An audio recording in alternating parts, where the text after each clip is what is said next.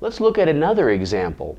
In this case, I'm again talking about the chain rule, and I've defined h as a function of x, but in this case it's not so clear as to what is the outside function and what is the inside function. I haven't explicitly told you what's going on here. So in many cases with the chain rule, the hardest part is to try to determine how this is an actual composition of functions and when in fact you use the chain rule. Okay? So let's think of this, rewrite this in terms of a composition of functions. That's the first thing to do whenever dealing with a function that looks of this form, okay, when using the chain rule. So what I'm going to do is I'm going to rewrite this as, I'm going to think of f of an input, and I'm not going to write x, but I'm just going to write it as an input, as a dot. Okay, so whatever that input is, it's the same thing as the cubed root. You can kind of see that's what's going on here, right? It's something to the cubed root, and then there's something inside which is a function of x. Okay? But certainly I can rewrite the cubed root of x as that same input raised to the 1/3 power. Okay? And the inside piece here I can rewrite as g of x. This is x squared plus 2x. Okay? So I'm just going to rewrite h as a composition of two functions. And that way it'll be more clear what we're actually doing in terms of using a chain rule.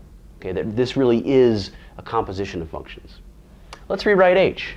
So in this case, h of x is definitely f of g of x. Okay? Where this is now equal to, again, f of g. If I put g in here for my input, for f of g is just going to be g, the cubed root of g, and that's g to the 1/3 power. Okay?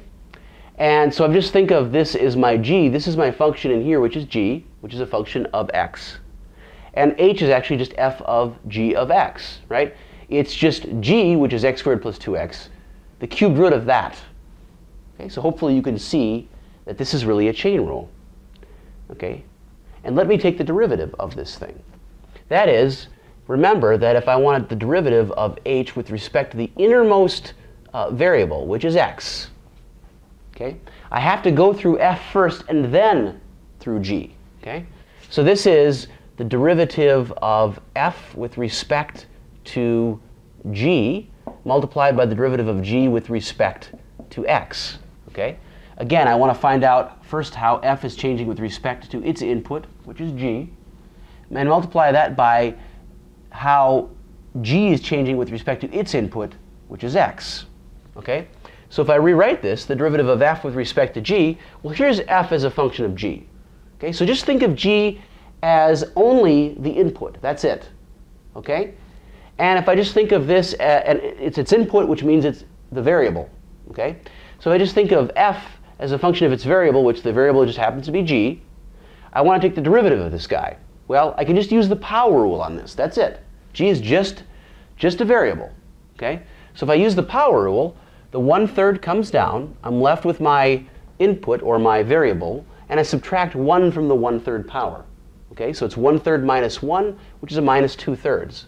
So this is to the minus 2/3 power. Okay? And then I multiply that by the derivative of the g with respect to its input. G's input is x. I know how to take the derivative of this with respect to its input, and I know I can just use the power rule again. It's the power rule and the sum rule here. So this is multiplied by the derivative, which is going to be 2x plus 2. Okay? You see that? This is the derivative of g with respect to x. Here's g. And this is the derivative of f with respect to its input, which is just g. Okay? Now I'm going to rearrange this, and I want to put the negative exponents down below. So this is the same thing as 2x plus 2, hopefully you can recognize, over 3, and this is g, the cubed root of g. Well, this is g to the 2/3 power. I'll just write it that way. Okay? But again, I want this in terms of x. Right? So I'm going to rewrite g in terms of my x because it's a function of x. And so when all the smoke clears, what happens is my dh dx is just going to be equal to 2x plus 2 over 3 times g, which is x squared plus 2x raised to the 2/3 power.